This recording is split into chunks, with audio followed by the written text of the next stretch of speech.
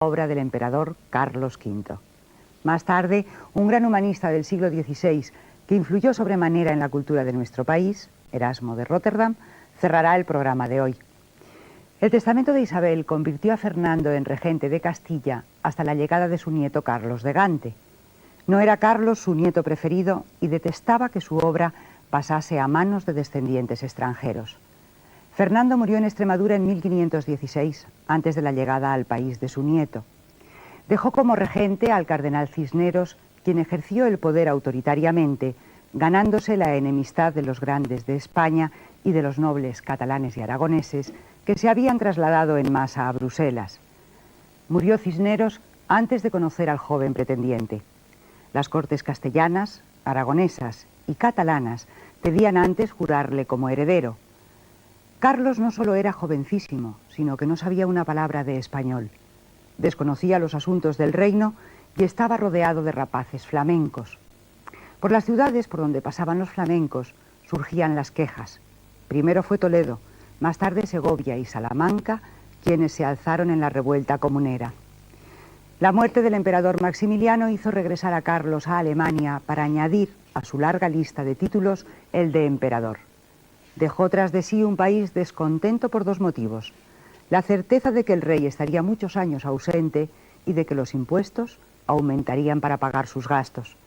La revuelta comunera acabó con la muerte de sus dirigentes, Padilla, Bravo y Maldonado.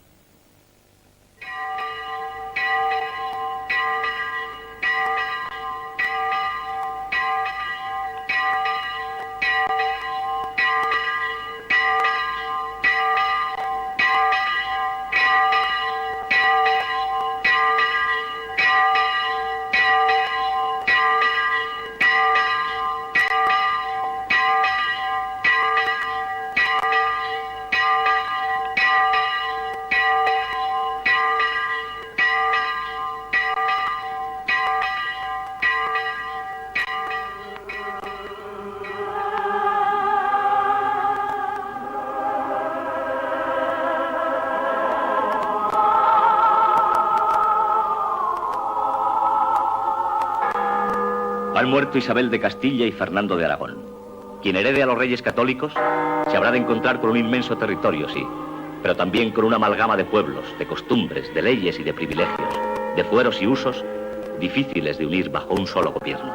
Ahí está Castilla, un país árido, tierra de pan llevar, cuyos habitantes han luchado con la tierra y por la tierra, expandiéndose al ritmo de la Reconquista en busca de campos más fértiles. Está el reino de Navarra, fértil y húmedo, muy relacionado con Francia. Están Melilla y Orán. Está el reino de Aragón, dividido él mismo por las diferencias internas entre catalanes emprendedores y creadores de la nueva burguesía urbana y comercial y los mismos aragoneses, más apegados a la tierra seca del interior, más señores de la tierra que aventureros capaces de cruzar mares en busca de progreso o supervivencia. Está por fin América, un inmenso territorio nuevo, abierto a todas las posibilidades, a todas las ambiciones, dispuesto a acoger sangre que lo haga fructificar y ya norte para una enorme masa de castellanos que ven en el Nuevo Mundo la tierra prometida que habrá de sacarles de la inercia en que ha caído el país después de haber finalizado la tarea secular de la Reconquista. La heredera de todos estos territorios es Juana, la hija de Fernando e Isabel, casada con el archiduque Felipe, hijo del emperador Maximiliano de Austria y de Margarita de Borgoña.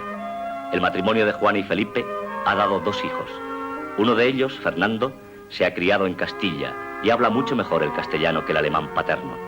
El otro, Carlos, ha pasado toda su niñez en Gante e ignora casi totalmente el idioma materno.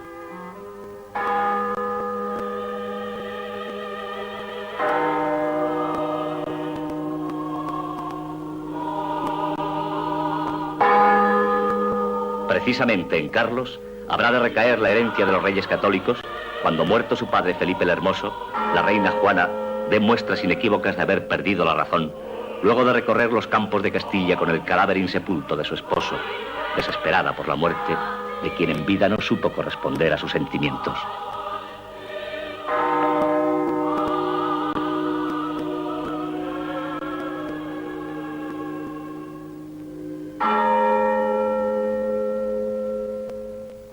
No conocía Carlos los reinos españoles que por herencia le habían correspondido. Su tierra estaba mucho más al norte. Era tierra de alegres campesinos que cuidaban de campos fértiles, tierras húmedas y ricas, pertenecientes a una Europa que no había tenido que defenderse del peligro que suponía para la cristiandad el mundo musulmán, porque otros, más pobres y más broncos, les habían servido de muralla y habían conquistado palmo a palmo y siglo tras siglo el mundo mágico del Oriente implantado en Europa. Carlos estaba acostumbrado a la vida de diversiones de la corte flamenca, bastante distinta de la que le esperaba en las tierras que había heredado de sus abuelos maternos.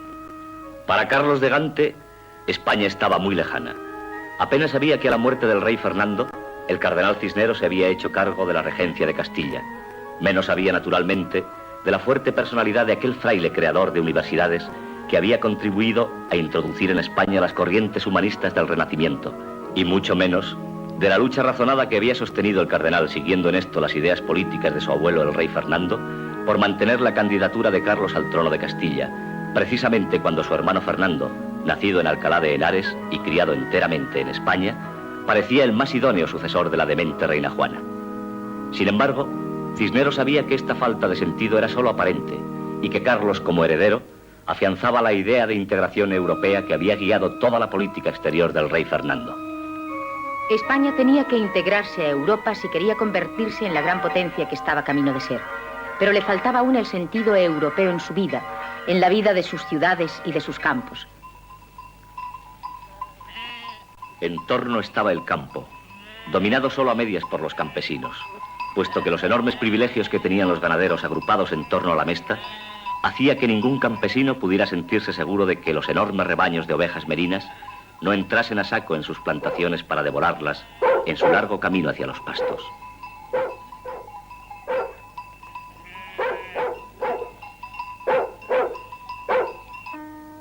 Los artesanos se reunían en asociaciones gremiales, habitando calles muy determinadas en cada ciudad.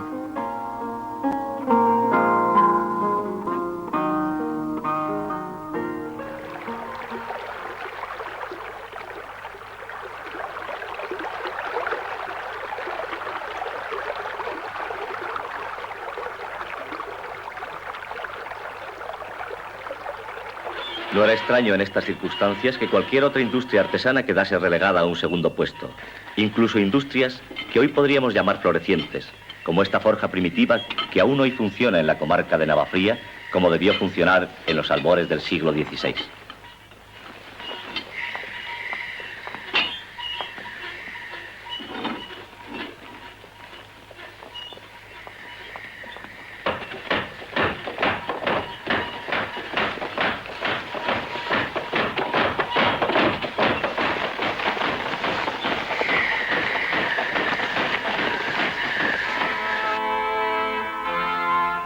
Ante esta situación, la emigración a las nuevas tierras descubiertas en el continente americano era para muchos la única solución posible. Los campos quedaban desiertos. O lo habrían quedado, a no ser por la población musulmana que había permanecido en la península y que, asentada en las regiones cercanas del Reino Valenciano o en los montes granadinos de las Alpujarras, seguían apegados a la tierra sin ser molestados por los señores cristianos, para los cuales trabajaban muchos de ellos. En la actualidad, podemos reconocerlo sin sonrojo. Solo gracias a los campesinos moriscos pudo salvarse la economía agraria española en unos momentos en que los cristianos viejos de Castilla buscaban en el lejano nuevo continente la solución de sus problemas vitales. Los moriscos vivían apegados a la tierra, fuera esta de ellos o de sus señores cristianos, y fueron ellos los que consiguieron que el campo español no se convirtiese en pocos años en un inmenso erial.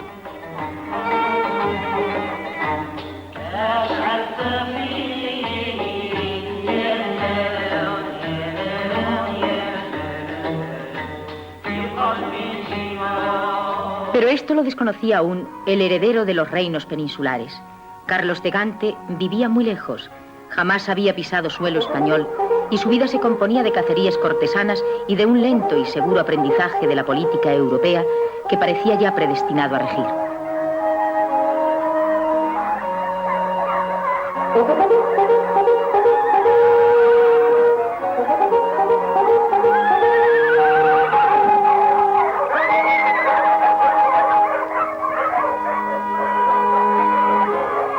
Ya Ya de hecho rey de los reinos españoles debido a la incapacidad mental de su madre, la reina Juana, Carlos mandó al cardenal Adriano de Utrecht, su preceptor, para que se hiciera cargo de la regencia en ausencia suya. Pero Castilla tenía ya un regente en la persona del cardenal Cisneros y la regencia tuvo que ser compartida.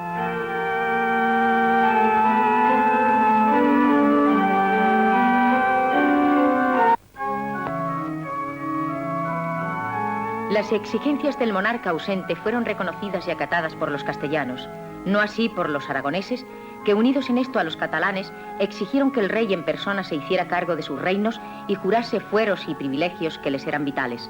En este sentido, los consellers catalanes fueron sin duda los más firmes defensores de sus propios derechos. Les amparaba el haber sido elegidos por el pueblo y el saberse, precisamente por eso, portavoces de la voluntad nacional.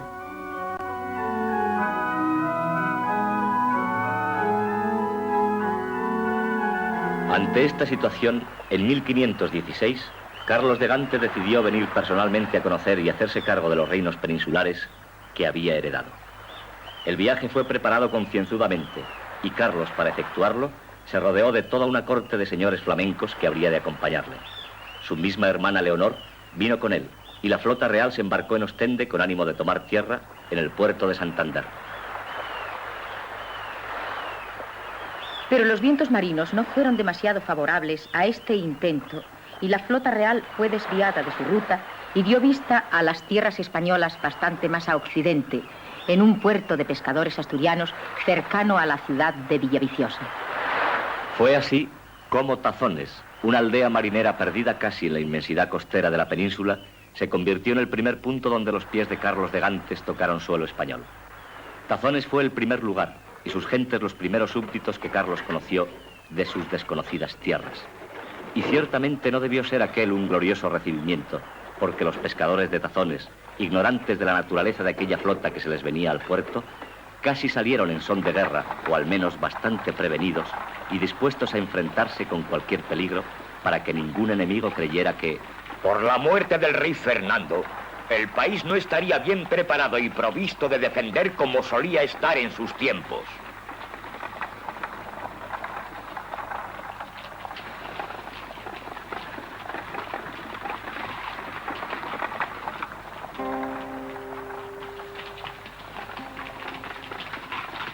El rey Carlos abandonó su flota y comenzó su viaje hacia el interior de Castilla.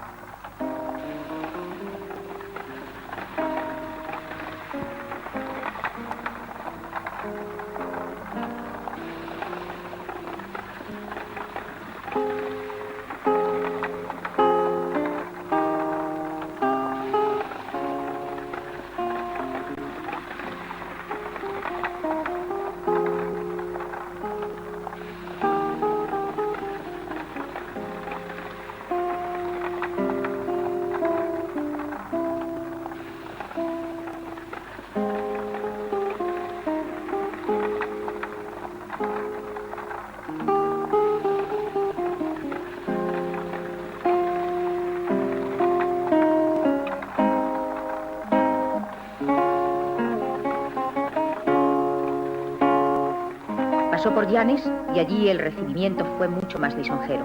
Incluso si alguien inquiere hoy a sus habitantes, más de uno les dirá que en Llanes presenció Carlos de Gante su primera corrida de toros. Fuera corrida, justa o juego de cañas, es cierto que los pueblos se volcaron hacia el recién llegado rey. El cardenal Cisneros, muy enfermo, salió también a su encuentro, pero en Roa se agravó su enfermedad y tuvo que detenerse allí hasta que la muerte le arrebató toda esperanza de encontrarse con el rey, para quien había luchado contra todas las adversidades para conservar unos reinos que ni siquiera pudo entregarle personalmente. La muerte de Cisneros dejaba abierta la incógnita terrible de si sería posible la comprensión entre unos y otros.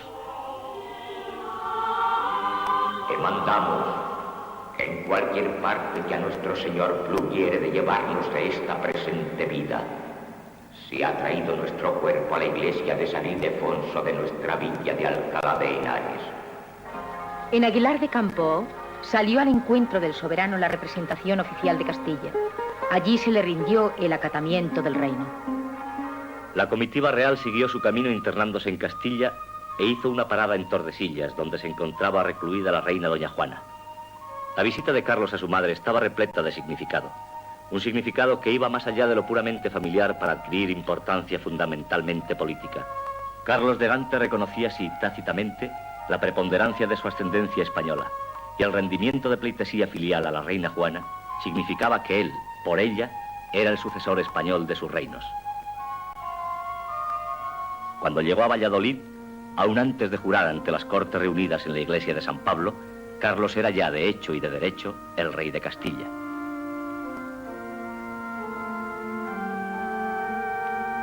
Allí acudió a recibirle y a rendirle pleitesía a su hermano Fernando. La ciudad le recibió en medio de cierta hostilidad, a pesar de que la nobleza le había acatado. Pero con aquel acatamiento iba a solicitar de él el respeto al modo de vida del reino que había heredado y que aún desconocía. El sentimiento popular era contrario a un rey que venía rodeado de señores extranjeros y que tenía necesidad de un intérprete para hacerse entender de sus súbditos.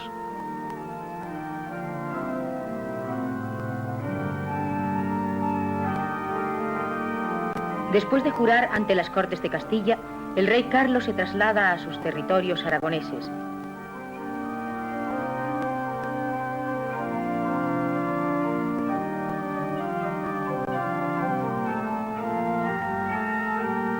Pasa por Zaragoza y allí jura ante las Cortes, como había hecho anteriormente en Castilla. Hecho el juramento en Zaragoza ante las Cortes aragonesas, Carlos marcha a Barcelona, ya investido como rey de Aragón. Pero en Barcelona le aguarda un nuevo juramento que hacer. Tengamos en cuenta que aquella era una época en la que la unidad peninsular era únicamente política, puesto que los reinos tenían un solo soberano en la persona de Carlos. Pero cada uno de aquellos reinos, Castilla, Aragón, Cataluña, Navarra, se gobernaba de un modo autónomo y su unidad estaba aún muy lejana en lo que se refiere a una comunidad de intereses humanos en un territorio geográficamente unitario. Por ello, cuando el rey Carlos, presente en Barcelona ya algún tiempo, no se había presentado aún ante las Cortes catalanas y sus consellers, cuando la vida del rey requería ya actuar como soberano sin el previo juramento que le había acreditado, los representantes de las Cortes le advirtieron que no obrase como rey sin haber antes jurado como tal. Carlos reconoció fácilmente las razones de los catalanes, juró ante sus Cortes reunidas en el Palacio del Tinel y concedió a Barcelona privilegios que aún no habían sido concedidos por él a ninguna otra ciudad de sus reinos. Se celebraron justas y torneos, fiestas constantes y todo hacía pensar que el nuevo rey iba a instalarse definitivamente allí.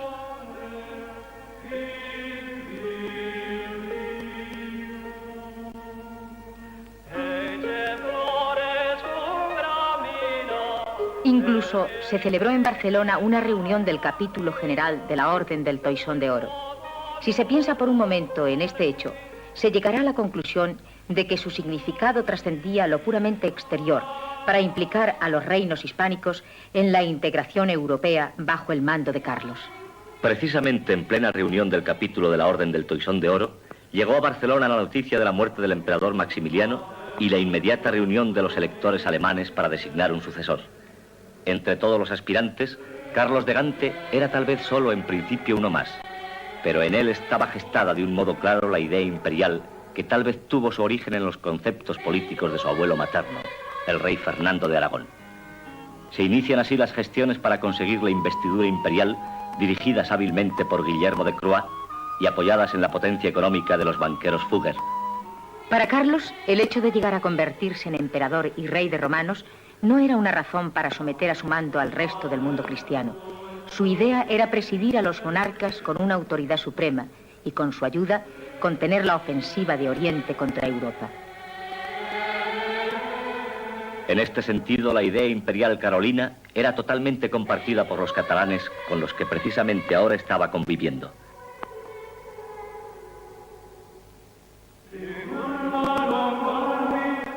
Si tenemos en cuenta que los comerciantes catalanes habían hecho del Mediterráneo su mercado principal y casi exclusivo, comprenderemos que cualquier idea que viniese a defender la expansión de su comercio y a impedir que los turcos se lo arrebatasen lentamente, tendría que contar con su entusiasmo.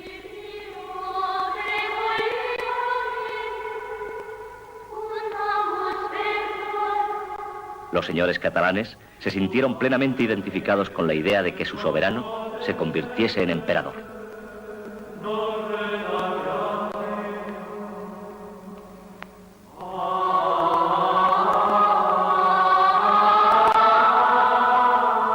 Por fin, y tras la negativa de Federico de Sajonia, los electores designan a Carlos de Gante emperador.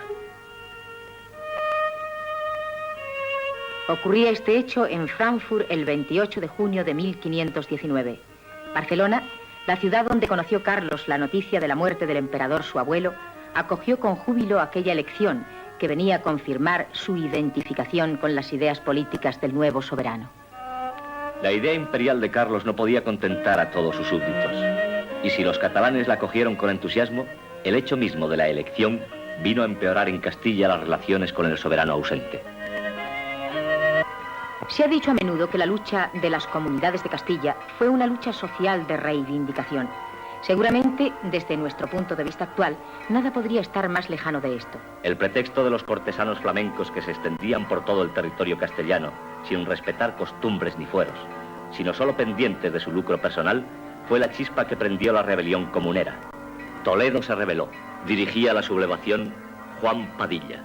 En Segovia el levantamiento tuvo un carácter eminentemente popular, sirviéndole de base una gran masa de obreros de la lana, descontentos por la actuación de un alguacil con más fama de ladrón que de justiciero.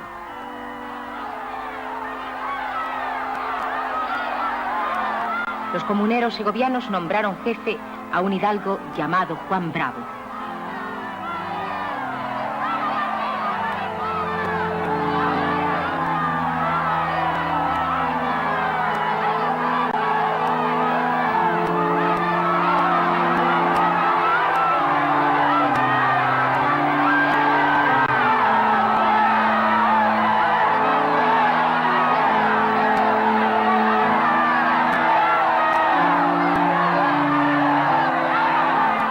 Caballero principal, Pedro Maldonado Pimentel, acaudilla a los comuneros salmantinos.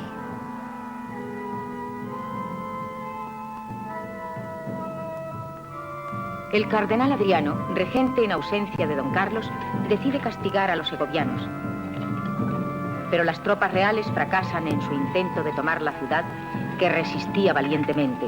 Se decide emplear la artillería que había en Medina del Campo. Los medinenses se niegan a entregar las armas, alegando que no pueden ser utilizadas para combatir a sus hermanos. La situación se hace insostenible y las tropas reales desencadenan un furioso ataque contra Medina del Campo, contra la que se arroja alquitrán inflamado, provocando un gran incendio sin que se consiga la rendición de la plaza. Las tropas reales tuvieron que levantar el sitio.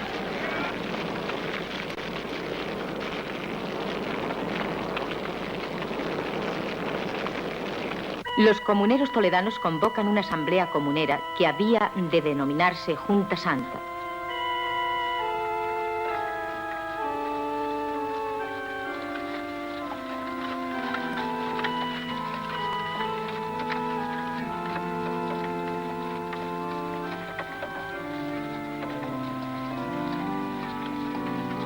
La reunión se celebra en Ávila.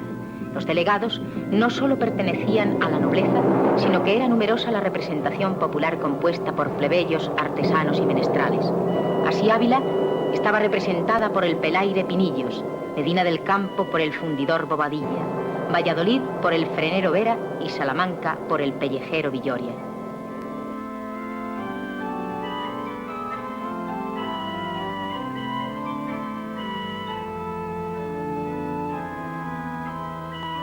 En esta Santa Junta se ha de tratar, lo primero, de la fidelidad al rey, nuestro señor. Lo segundo, la paz del reino. Lo tercero, el remedio del patrimonio real. Lo cuarto, los agravios hechos a los naturales. Lo quinto, los desafueros que han hecho los extranjeros. Lo sexto, las tiranías que han inventado algunos de los nuestros. Lo séptimo, las imposiciones y cargas intolerables que han padecido estos reinos. De modo que para destruir estos 7 pecados de España se inventen 7 remedios en esta Santa Junta.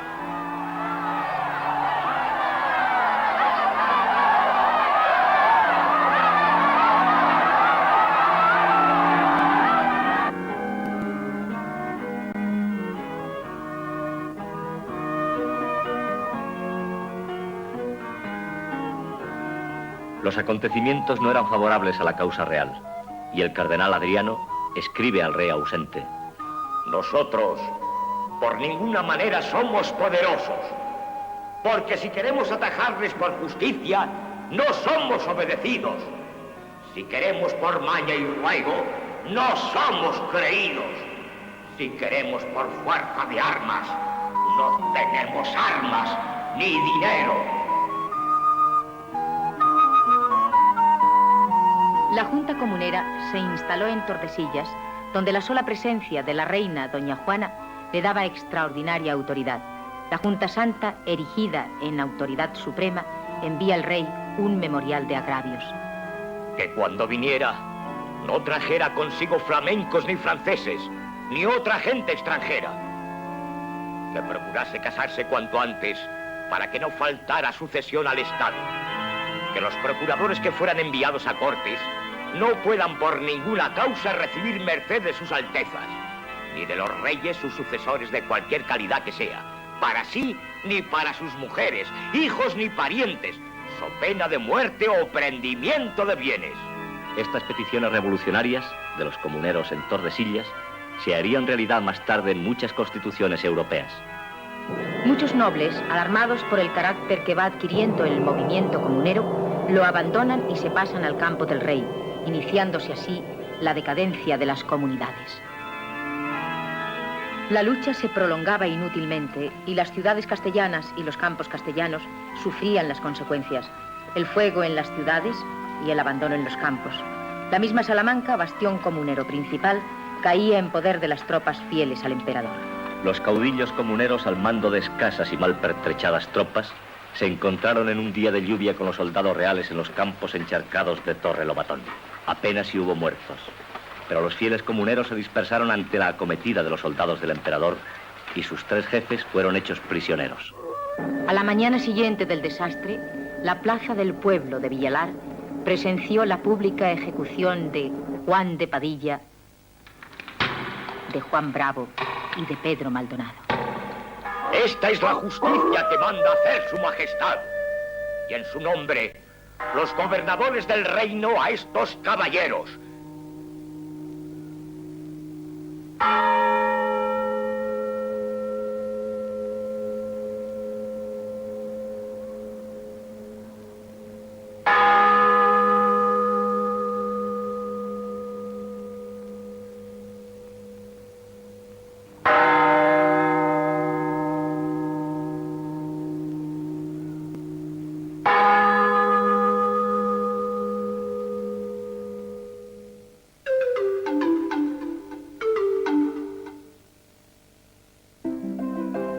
Nestlé quiere hacer llegar a todos los hogares un mundo de fantasía.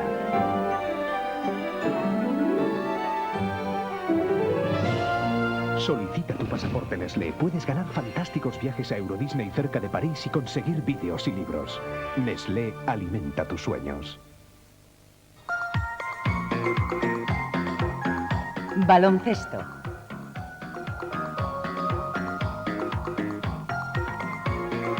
En directo desde el Palacio Municipal de Deportes de Granada, cuartos de final de la Copa del Rey.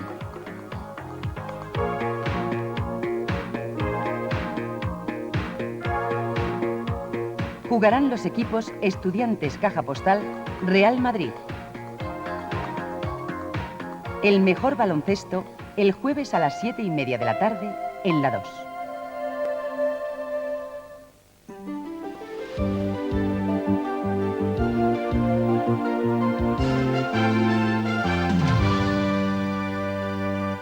Hola, buenos días desde la redacción de La 2. El presidente del Gobierno y los sindicatos acordaron ayer reanudar el diálogo social mediante encuentros periódicos que ayuden a normalizar sus relaciones.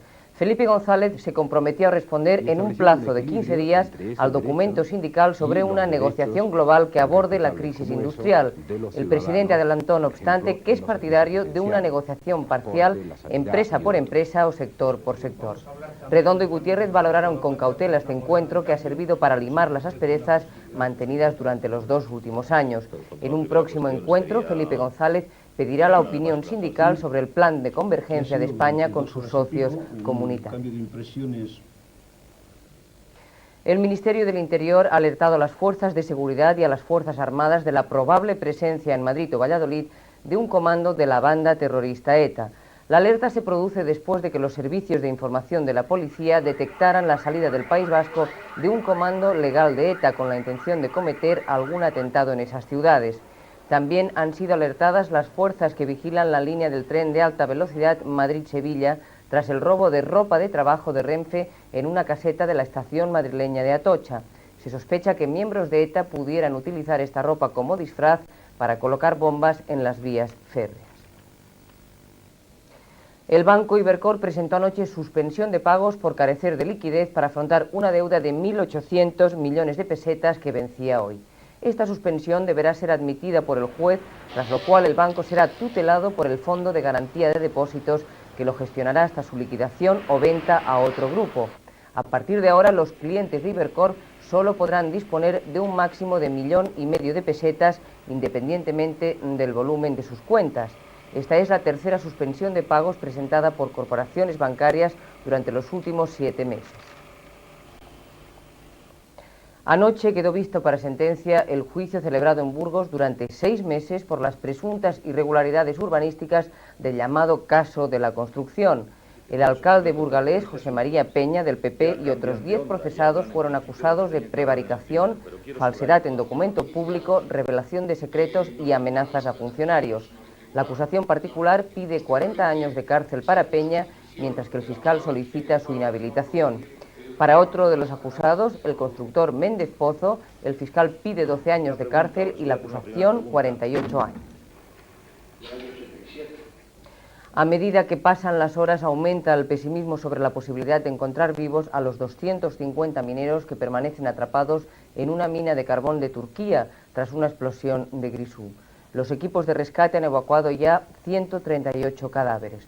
Un voraz incendio y las nubes letales de monóxido de carbono en los túneles de la explotación dificultan los trabajos de salvamento y hacen temer por la vida de los mineros que se encuentran todavía bajo los escombros, en las galerías a unos 500 metros de profundidad. Esta madrugada se ha producido un nuevo atentado terrorista en Irlanda del Norte. La explosión de una bomba colocada en una furgoneta ha herido a 5 policías y a 2 mujeres en la ciudad de Lurgan, cercana a Belfast. Ningún grupo ha asumido la autoría del atentado, aunque se cree que es obra del IRA, el ejército republicano irlandés. La explosión ha causado numerosos daños materiales, entre ellos la destrucción de varios comercios. Los policías heridos fueron alcanzados por la onda expansiva cuando estaban acordonando la zona, ya que previamente se había recibido un aviso de bomba. Cecil Jacobson, el ginecólogo estadounidense que inseminó con su propio esperma a las pacientes sin su consentimiento, ha sido declarado culpable de un total de 52 delitos de fraude y perjurio. La sentencia del juez, que puede condenar a Jacobson a 280 años de cárcel, se conocerá en mayo. Se ha probado que el ginecólogo es padre natural de 15 niños. Tras 4 días de deliberaciones, el doctor Jacobson ha sido acusado de un total de 52 cargos por fraude y perjurio derivados de sus prácticas de inseminación artificial. El juicio contra Jacobson había levantado gran expectación en Estados Unidos tras haberse descubierto que utilizó su propio esperma para inseminar a una gran mayoría de sus pacientes sin que éstas lo supieran. De todas formas, y según el jurado, tan solo 4 de los 52 cargos que pesan sobre él están relacionados con este extremo. Los otros se remontan 12 años atrás, cuando dirigía su centro de reproducción genética. Según investigaciones basadas en denuncias, el doctor Jacobson hacía creer a muchas de sus clientas que estaban embarazadas, lo que le significaba visitas y controles periódicos hasta un punto en que, por razones diversas, se malograban los supuestos embarazos. Terminamos ya. Alrededor de las 11:30 volveremos a estar con ustedes para contarles, como siempre, las últimas noticias del día. Gracias por acompañarnos y hasta luego.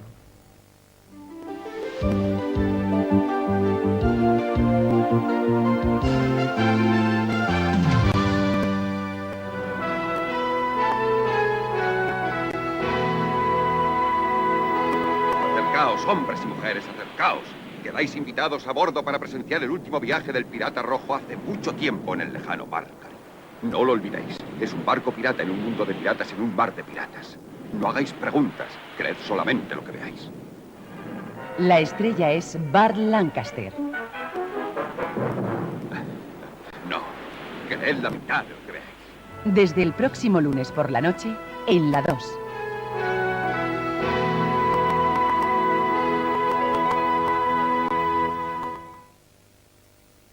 Los consejeros de Carlos, preocupados por los problemas planteados por Lutero, hicieron concesiones. No se nombrarían extranjeros para ocupar cargos en Castilla. Pero había surgido un nuevo problema en España. Ante la amenaza turca y sus incursiones, la ciudad de Valencia se armó para defenderse. Artesanos, tejedores e hilanderos controlaron la ciudad hasta que Juan Llorens aspiró a convertir Valencia en una república del tipo de la de Venecia. La rebelión acabó con su muerte. Hacia 1521 el país estaba en paz. Carlos de Gante llegó a amar a España en los 40 años que fue su rey, pero su política imperial se antepuso siempre a los intereses nacionales españoles. Solo el peligro turco nos afectaba, pues cortaban la llegada del trigo de Sicilia y asaltaban nuestras costas. El emperador contaba con el apoyo naval de los genoveses y los préstamos de sus banqueros alemanes para defender Sicilia y frenar el avance turco. Castilla siguió librando batallas de cruzada, pero la economía de la España del siglo XVI se resintió ante una guerra incesante.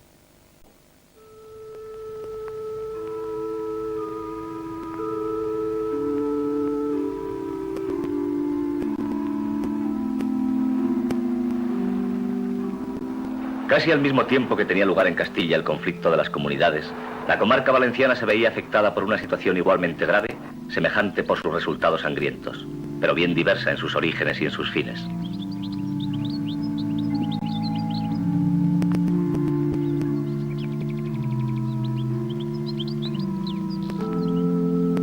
Para comprender lo que significó la rebelión de las Germanías, habrá que comprender primero cuál era la situación social del Reino de Valencia. Porque, al contrario de lo que sucedió en las comunidades, el conflicto de las Germanías tuvo un fondo eminentemente social. Desde los tiempos de la conquista, el Reino de Valencia había quedado dividido en dos zonas claramente diferenciadas. El litoral había sido ocupado en su mayoría por burgueses catalanes y pequeños campesinos propietarios de las tierras, que eran cultivadas en régimen familiar. Por el contrario, las tierras secanas del interior fueron a parar a manos de grandes señores aragoneses que, faltos de mano de obra cristiana para el cultivo de sus posesiones, recurrieron al campesinado morisco, que continuó así establecido en el interior de la comarca. A lo largo de siglos, había permanecido inmutable esta situación y nada había sucedido que pudiera originar la injerencia de una zona en el dominio de la otra.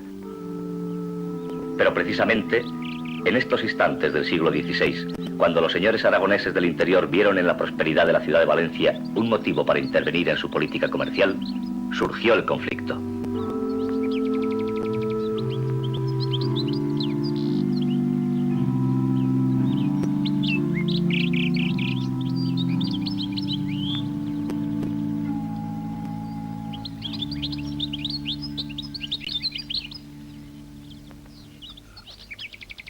Gracias al comercio mediterráneo, Valencia se había convertido en uno de los núcleos urbanos más importantes de la península. Fue de allí precisamente de donde partió la rebelión, cuando la burguesía urbana y el pequeño campesinado independiente del litoral se negaron a aceptar la influencia de la nobleza aragonesa del interior, ligada en cierto modo a la política real. El levantamiento tenía un claro signo popular y ciudadano, y sus mismos líderes, Juan Lorenzo o Guillén Sorolla, eran elementos representativos de la sociedad urbana en abierta oposición a la nobleza latifundista del interior. La lucha de las Germanías es una pugna por la libertad de comercio y por la independencia ciudadana. Es al mismo tiempo una lucha entre cristianos viejos y moriscos recién convertidos. Es, al fin, uno de los más terribles actos de violencia por los que pasó España a lo largo de su historia. El hambre y la peste que asolaron Valencia en 1519 fueron el origen físico de la lucha. Era época de correrías de piratas argelinos y los representantes de los gremios ciudadanos, convencidos de la ayuda que los moriscos del interior prestaban a aquellas correrías, formaron una junta de 13 miembros para el gobierno de la ciudad y la defensa de los campos. La lucha estaba declarada y nadie esperaba cuartel del enemigo. Los partidarios de la nobleza bajo el mando de los señores feudales se refugiaron en ciudades amuralladas del interior que ofrecían seguridad y desde las que se podían rechazar los ataques de los agermanados. El emperador nombró virrey de Valencia a don Diego Hurtado de Mendoza, conde del Mélito, hermano del marqués de Cenete, que era, a decir de los cronistas, el único representante de la nobleza que podía andar seguro por la ciudad de Valencia. Pero ni siquiera aquel parentesco pudo hacer que el nuevo virrey contuviera la violencia que se había desatado. Las voces de la prudencia dejaron de ser escuchadas y se dice que el propio Juan Lorenzo murió de pena cuando le fue imposible detener al pueblo en armas.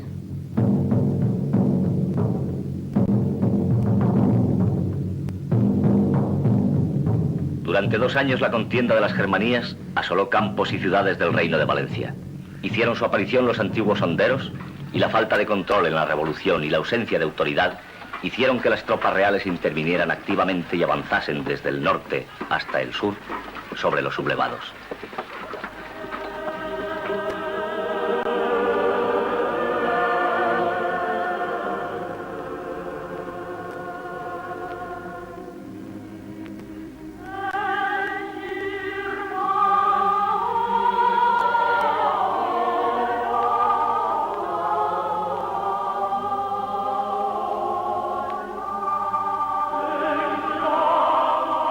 Al fin, en medio de sangre y de muerte, la rebelión se fue apagando después de la capitulación de Sagunto, el 18 de octubre de 1521. Capitulación aconsejada por el marqués de Cenete y tenida por honrosa después de la terrible crueldad de la contienda.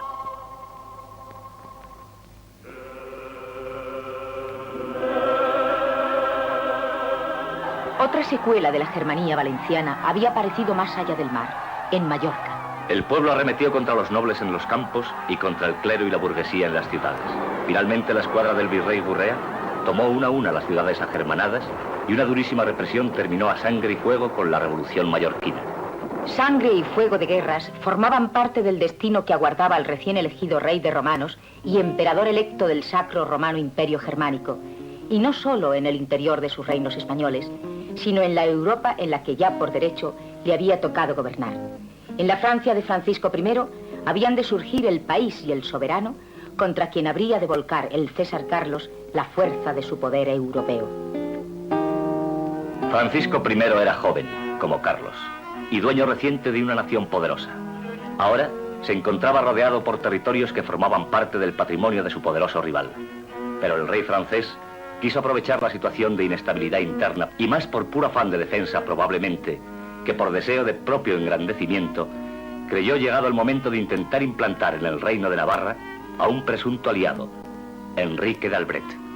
Los ejércitos franceses penetraron en España por Roncesvalles y, arrollando todos los conatos de defensa, pusieron sitio a la ciudad de Pamplona, fuertemente defendida por las tropas del César Carlos.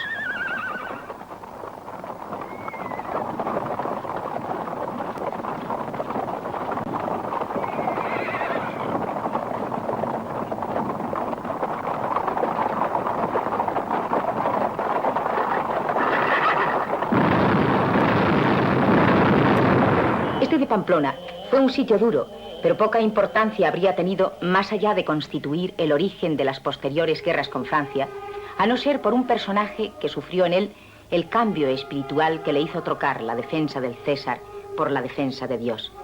La herida sufrida en el sitio de Pamplona fue la causante de que el capitán Ignacio de Loyola cambiase la espada por la cruz.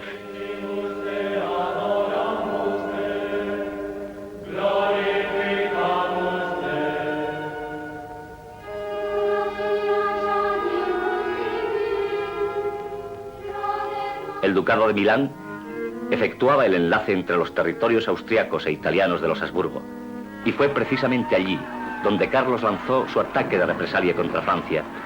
El mismo rey de Francia, Francisco I, quiso dar ejemplo a sus tropas y ayudar con su presencia en un momento en que las tropas imperiales se encontraban en apuros económicos y los lansquenetes mercenarios alemanes se negaban a proseguir la lucha si no les eran abonados sus haberes. En estas difíciles circunstancias, cuando los soldados españoles consintieron caballerescamente combatir sin paga y el poco dinero disponible era empleado en pagar a los mercenarios alemanes, el rey de Francia puso sitio a Pavía, defendida por Antonio de Leiva.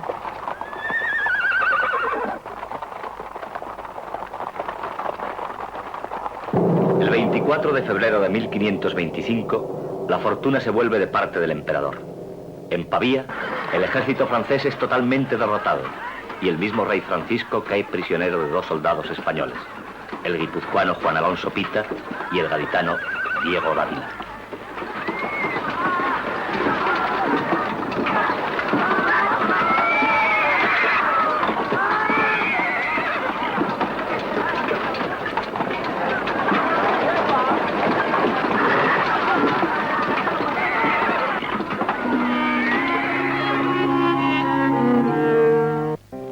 Francisco I fue trasladado a España y alojado en la Torre de los Lujanes de Madrid.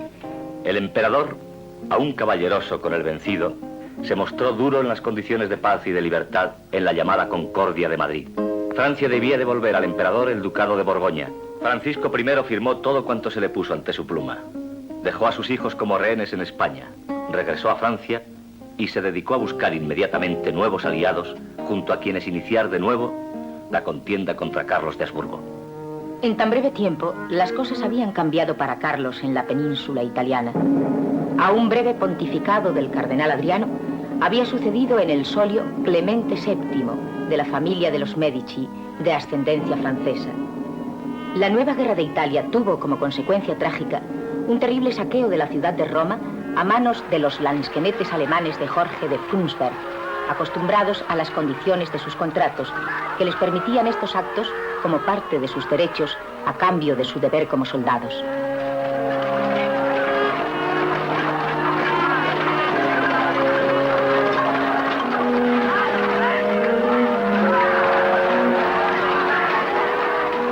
Se firman tratados de paz y se dispone la solemne coronación de Carlos como emperador del Sacro Romano Imperio Germánico. La ceremonia se celebró en la iglesia de San Petronio de Bolonia el día 22 de febrero de 1530. La pintura de Juan de la Corte, que se conserva en el Palacio Museo de Santa Cruz de Toledo, nos muestra una breve visión del acontecimiento en el que España estuvo presente a través de sus más preclaros varones. Después de la ceremonia, hubo una procesión a la que asistieron el Papa y el Emperador, y que a tenor de las crónicas fue el más fastuoso desfile que jamás viera Europa de cardenales, príncipes y grandes señores en asamblea imperial. La coronación imperial significa, más ahora que nunca, que la atención de Carlos no puede centrarse únicamente en sus posesiones españolas.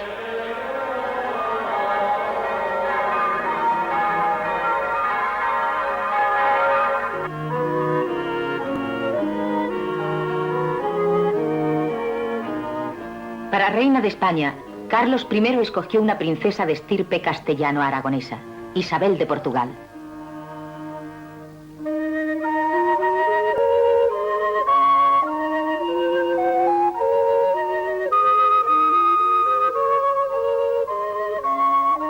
El 3 de marzo de 1526, Sevilla recibió alborozada a la joven prometida.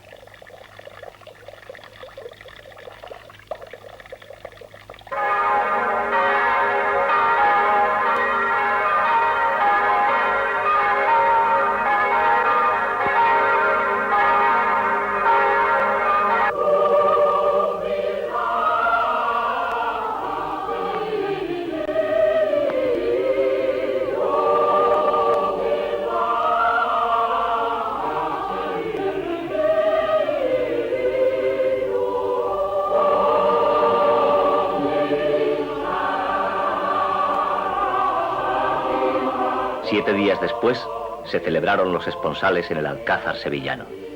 Isabel era ya reina y emperatriz.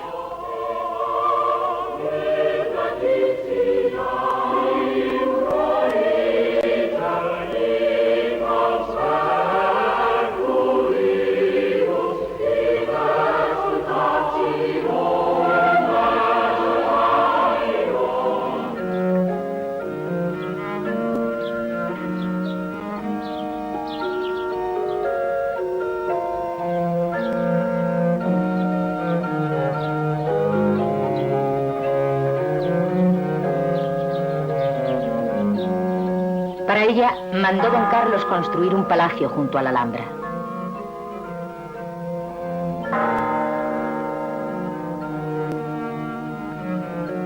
Pero no pudo evitar que la muerte la llamara prematuramente. Durante su breve vida, Isabel de Portugal llevó los asuntos de la península con tanto acierto como podría haberlos llevado el mismo Carlos.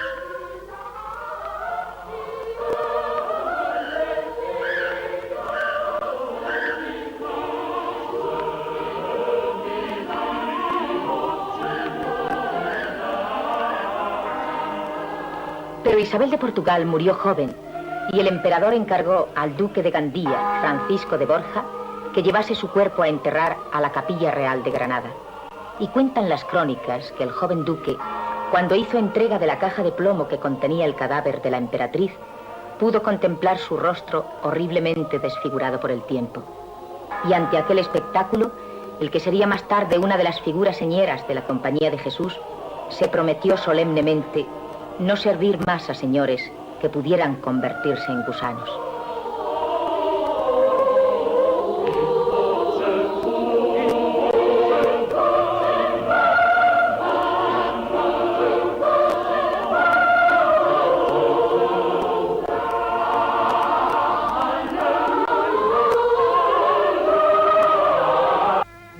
No conquistar reinos ajenos, sino defender los heredados.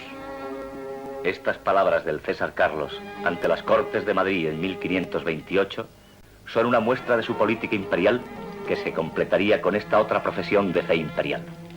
Estoy firmemente resuelto a consagrar todo mi poder, mi imperio y mi misma vida a mantener íntegro e ileso el dogma católico y las doctrinas de la Iglesia romana.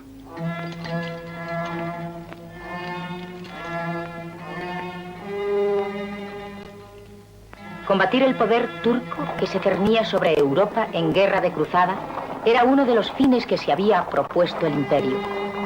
Por eso, apenas reconquistada Viena y enviado el almirante Andrea Doria para apoderarse de Corón y Patras, se propuso penetrar con todo su poder en los rediles de los grandes piratas berberiscos, Oruk y Eradín, llamados ambos Barbarroja, que constituían el mayor peligro para los estados mediterráneos del emperador.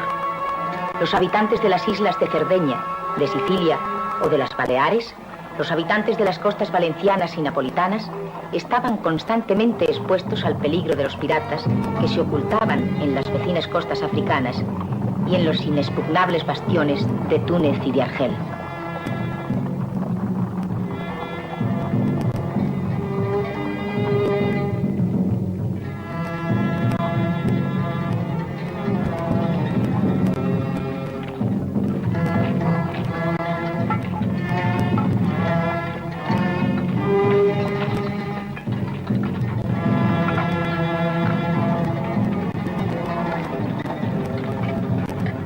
Los musulmanes españoles que los agermanados de Valencia habían bautizado a la fuerza, habían abandonado ya las prácticas obligadas que les habían sido impuestas y eran, en cierto modo, los mejores aliados de las racias berberiscas.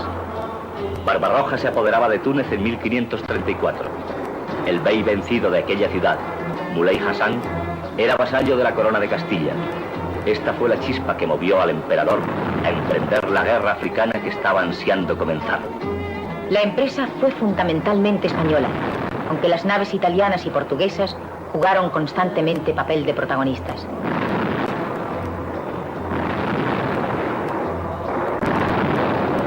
El emperador dio orden de que virreyes y almirantes de sus estados concentrasen cuantos navíos pudieran aportar en el puerto de Barcelona.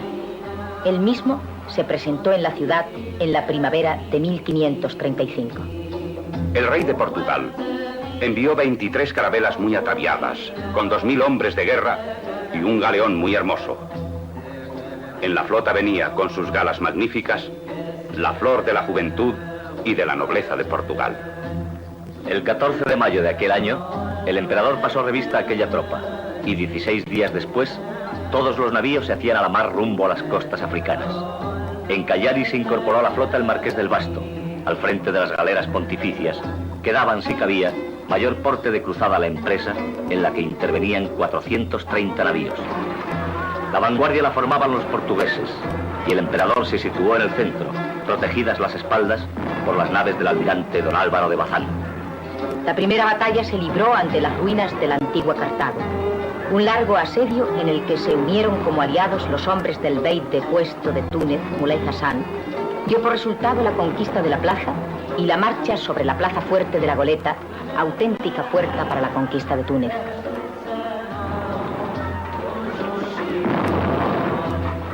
Un canal defendía la posición y en él encontraron las tropas imperiales 42 galeras y más de 80 pequeños barcos.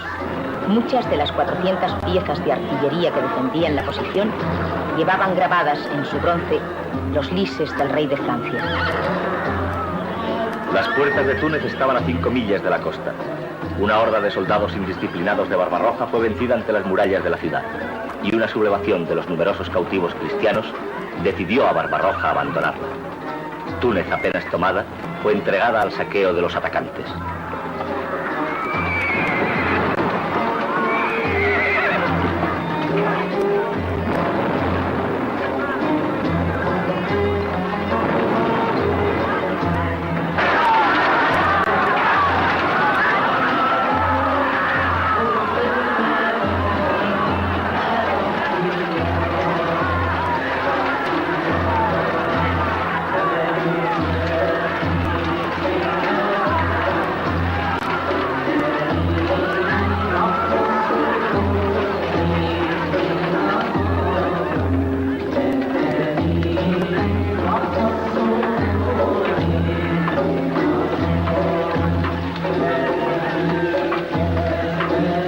Fue la de Túnez una victoria cruel, como la victoria o la derrota, según el lado de que se contemple, de todas las guerras.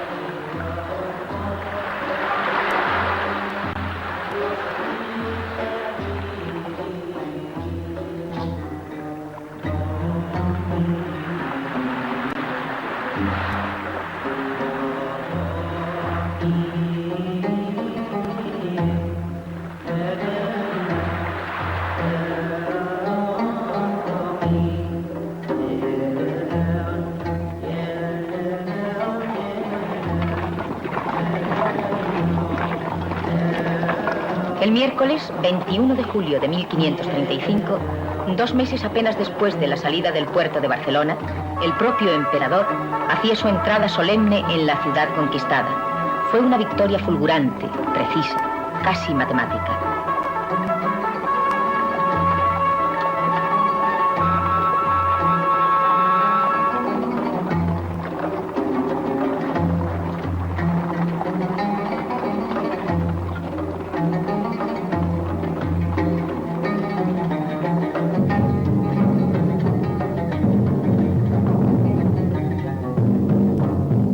La enorme mortandad de esa breve campaña superó con creces la de muchas otras guerras más largas.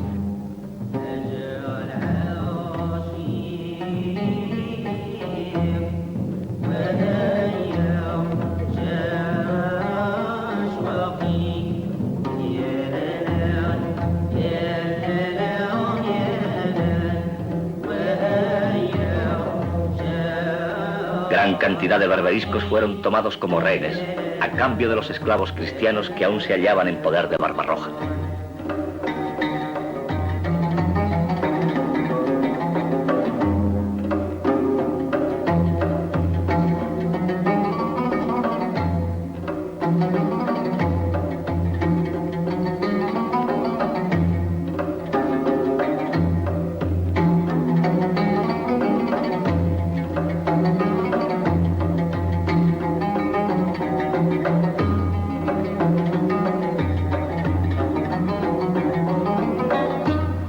A pesar de todo, aquel fue el gran momento del emperador, el momento en que pudo tener la seguridad de ser el defensor glorioso de la cristiandad.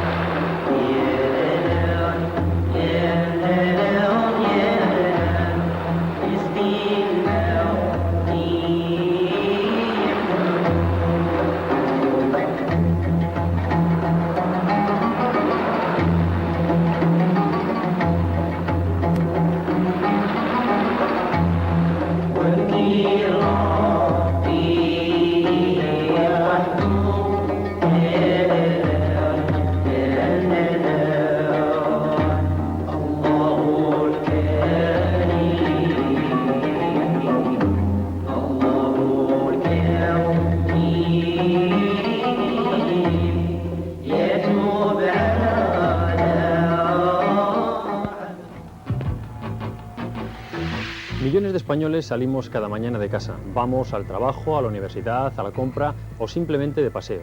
Al caer la tarde, muchos no vuelven. Son los desaparecidos. De ellos queremos ocuparnos y vamos a intentar con su ayuda localizarles. Es nuestra propuesta para la noche de los jueves. ¿Quién sabe dónde? En la 2. Rey de romanos, emperador del mundo, defensor de la cristiandad. Ese fue el papel que jugó el emperador Carlos V. Fue el último de nuestros reyes que condujo sus tropas y un improvisador gobernante. La guerra y la burocracia fueron sus constantes.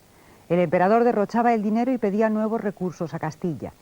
Su esposa Isabel y su hijo Felipe eran conscientes de las deudas y le instaban a regresar a España, pero el emperador aún tenía que vencer a los protestantes alemanes, apoyados por sus nobles.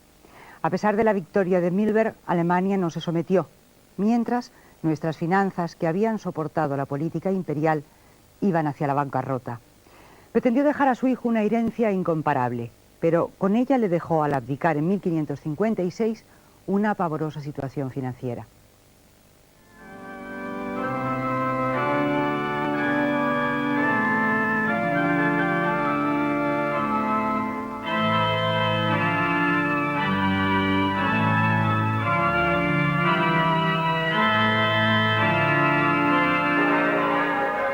Imperio.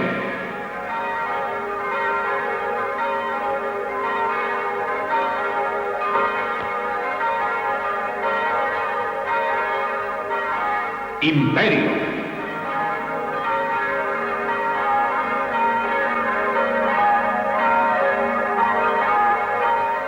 Imperio. Él solo en la tierra es rey de reyes.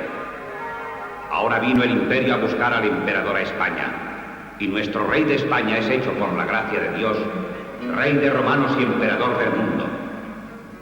Su empresa está contra los infieles, enemigos de nuestra santa fe católica, en la cual entiende, con la ayuda de Dios, emplear su real persona.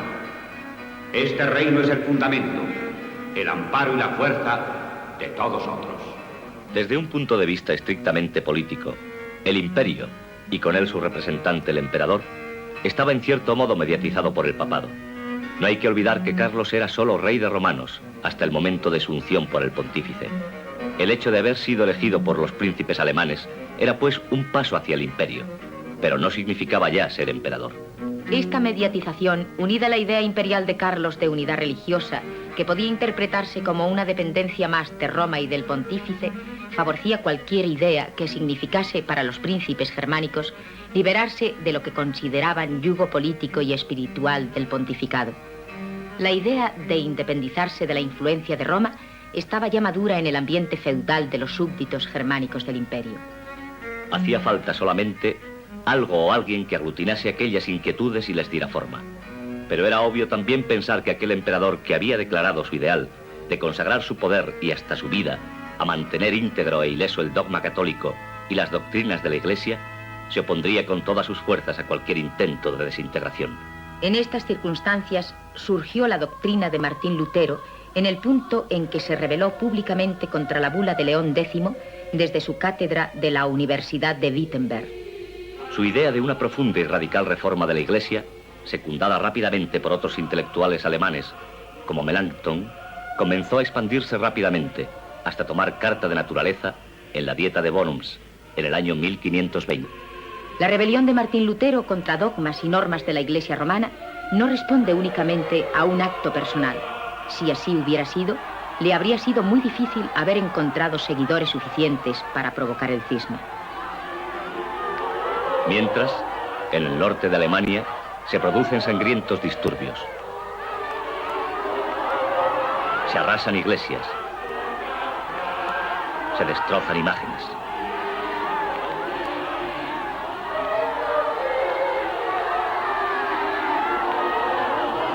Lutero, apoyado por los príncipes alemanes disidentes, logró encontrar seguidores por todo el territorio alemán.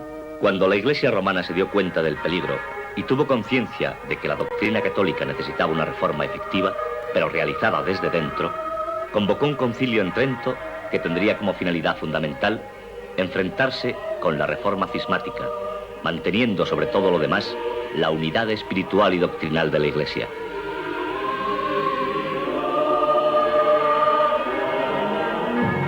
La intransigencia de los príncipes protestantes, unidos por la Liga de Esmacalda, condujo inevitablemente a la guerra.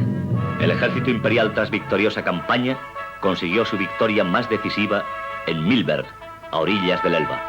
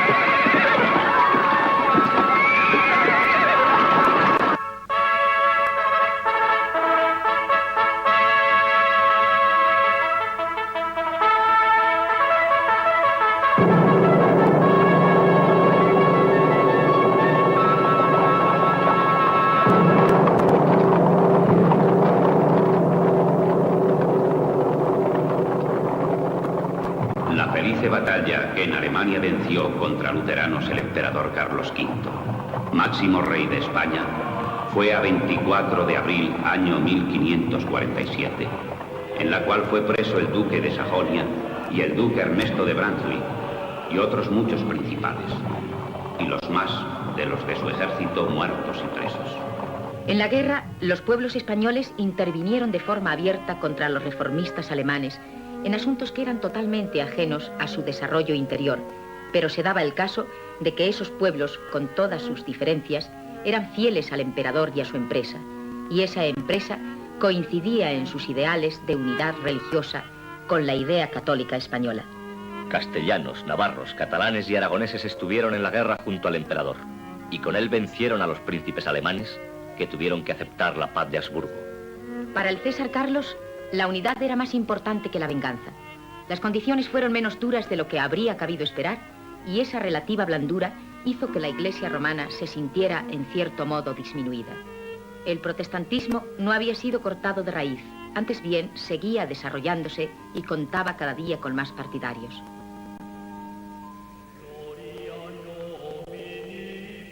Esta situación, en cierto modo irritante para el pontífice y para los reformistas católicos del concilio, afectaba también a los católicos españoles.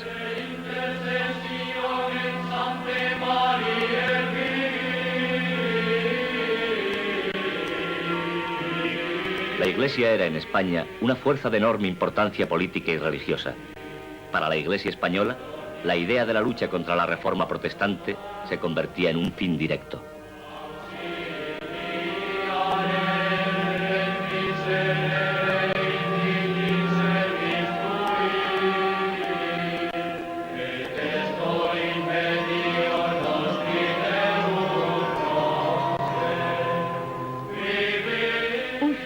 Que se personificaba en la creación por parte de Ignacio de Loyola y otros españoles como Francisco Javier de la Compañía de Jesús.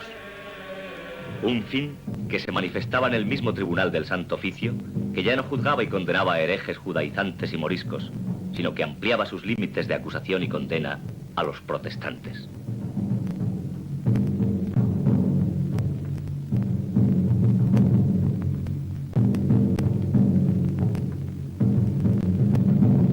Las ciudades se extienden con el aumento siquiera fuera relativo de la población, y aunque los núcleos primitivos de las poblaciones quedan por lo general inalterados y con el aspecto mixto de baluarte y adarve propio del urbanismo medieval, mezcla en España de la ciudad musulmana y del recinto amurallado cristiano, las nuevas construcciones ciudadanas buscan el espacio abierto y la perspectiva propia del mundo clásico que el Renacimiento trata de imitar con profunda y respetuosa admiración. Las ciudades se convierten al mismo tiempo en sede de los organismos administrativos del Estado. Las coronas de Castilla y Aragón estaban unidas según la fórmula que comenzaron a emplear los reyes católicos. Como quiera que sean, a Dios gracias, todos juntos los reinos de nuestra Real Corona de Aragón, con estos nuestros reinos de Castilla y todos debajo de un señorío. En estas circunstancias, los instrumentos fundamentales de los soberanos para el gobierno de sus estados fueron los consejos. El Real Consejo de Castilla llegó hasta asumir funciones legislativas que anteriormente habían correspondido a las Cortes castellanas. Junto a este consejo aparecieron otros, cada uno con sus funciones específicas, bien a nivel de Estado, como el Consejo de Aragón, o a nivel de instituciones, como el Santo Oficio, o el de Órdenes, o el de Indias.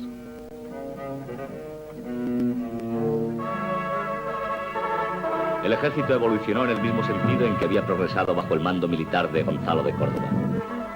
Las universidades, sobre todo las de Salamanca y Alcalá de Henares, se convirtieron en los centros culturales del país, y allí fueron acogidas las tendencias humanistas y el saber clásico que imponía el Renacimiento como fuente de cultura y casi como fe de vida. Las universidades dejaron de ser, además, cotos cerrados de cultura.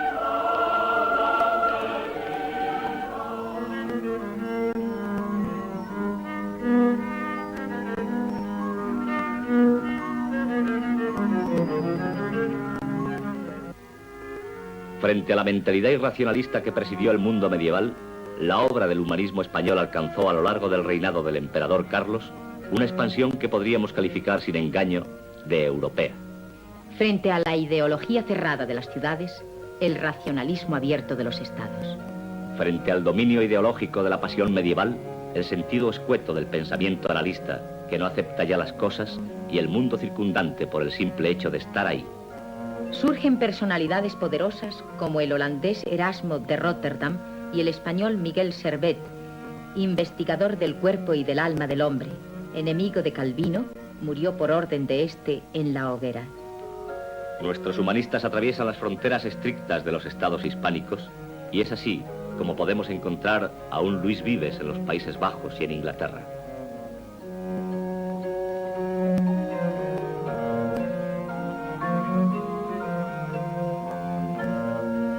El Renacimiento es un gozoso redescubrimiento del mundo antiguo, a la vez que un mimetismo de las formas clásicas que parece presidir todas las manifestaciones estéticas de la época.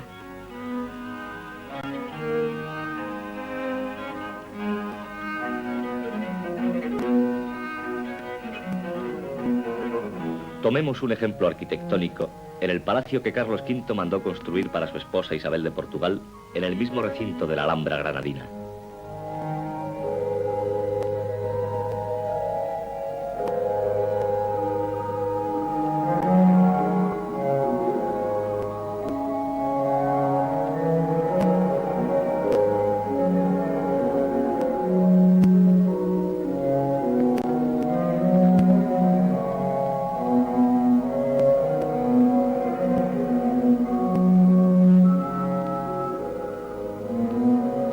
Aunque hoy nos choque comprobar su existencia junto a los muros de los palacios nazaritas, tendríamos que abstraernos y abstraer con nosotros la pureza de sus formas clásicas, la correcta distribución de masas, de espacios y de volúmenes, para darnos una idea de la pureza de unas formas respetadas y casi veneradas, cuyo goce estético viene de la simetría, de la serenidad de su concepción, de la razón que ha presidido cada instante y cada palmo de su totalidad.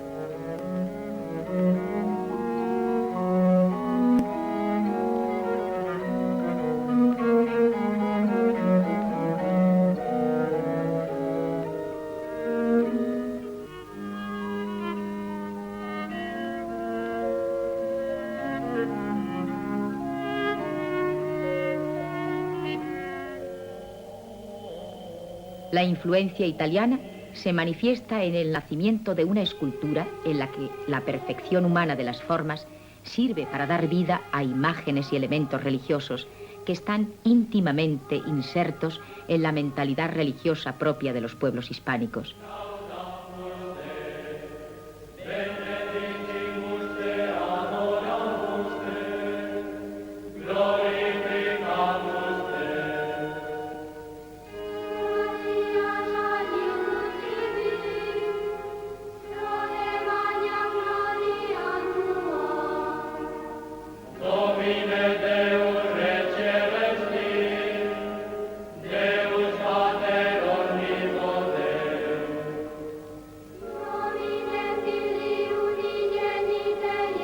La pintura va evolucionando lentamente desde la tradición medieval.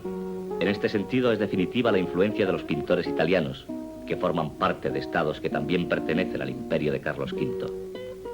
Es el caso de la invasión de las pinturas de Tiziano, o el descubrimiento de las formas y los colores de Rafael Sanzio. Junto a estos pintores se amalgaman influencias de escuelas pictóricas de otros sectores del imperio, de Flandes y de Alemania, de Holbein y de Grünewald. De este mundo que ya no mira hacia adentro, sino que tiende su mirada más allá de las fronteras, surge la gran escuela pictórica española del siglo XVI, la de Diego Correa, la de Antonio Moro,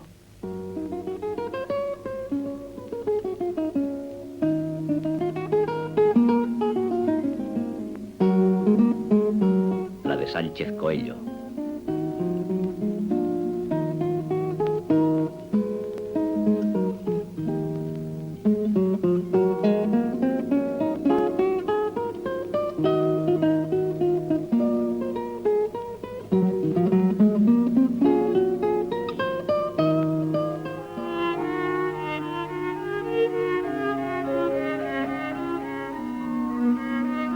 Garcilaso y Boscán sustituyen al viejo alejandrino con el endecasílabo italiano y alcanzan la cumbre de la lírica de su tiempo.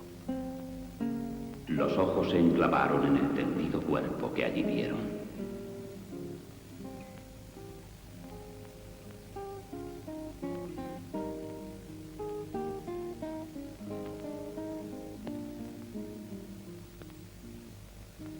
Amor es voluntad dulce y sabrosa, que todo corazón duro enternece. El amor es el alma en toda cosa por quien remoza el mundo y reverdece.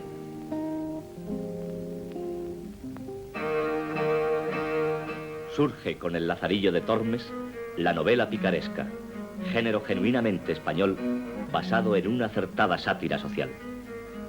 En este tiempo vino a posar al mesón un ciego, el cual me pidió a mi madre, y ella me encomendó a él.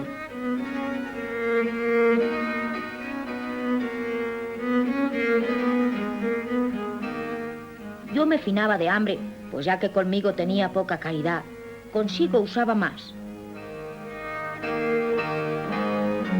Escapé del trueno y di en el relámpago.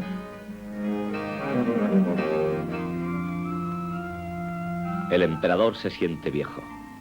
Para él ha llegado el momento de descansar. Su hijo Felipe, de 27 años, recibirá la responsabilidad de gobernar. El monasterio de Yuste está enclavado en el lugar más apartado y solitario de la provincia de Cáceres. Ese fue el lugar elegido por el César Carlos para retirarse, en 1556, de su intensa y fecunda vida de gobernante.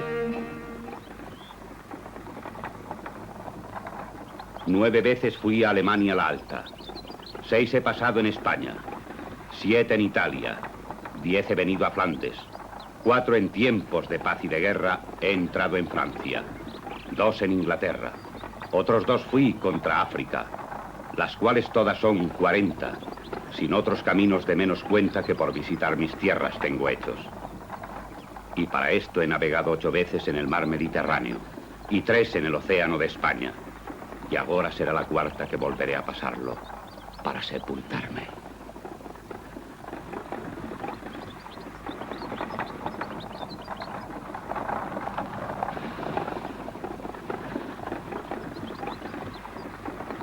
Fueron unas pocas pero largas jornadas bajo la lluvia, y allí, a la puerta del monasterio, le esperaba la comunidad de frailes para recibirle con humilde ceremonial.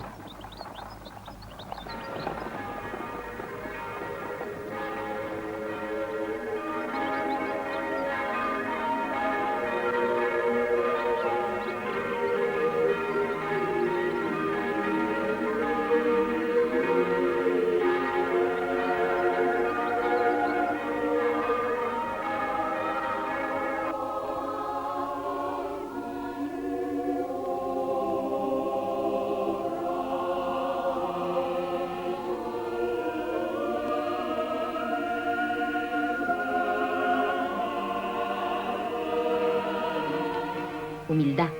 Esa fue precisamente la característica de su retiro extremeño. El emperador no quería ya fastos ni vida cortesana. Quería una sola cosa: soledad, para el encuentro final consigo mismo.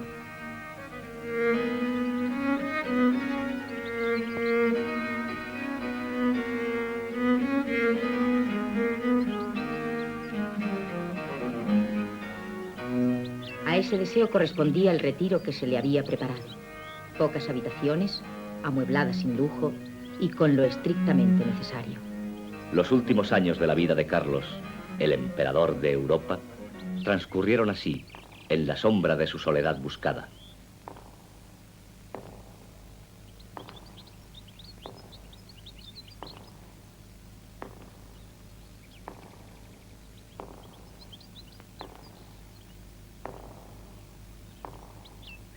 Los días cálidos los dedicaba al paseo.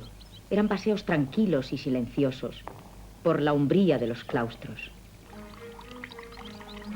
por los alrededores boscosos del monasterio, por el exterior de sus muros viejos y calientes al sol.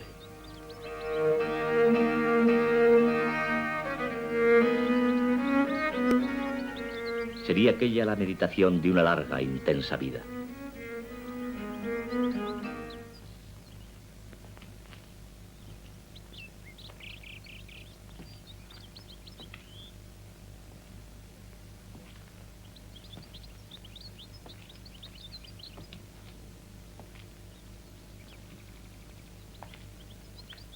Dicen que bebía en esta fuente de las cercanías. No sería extraño. Su frescor aún invita a saciar la sed.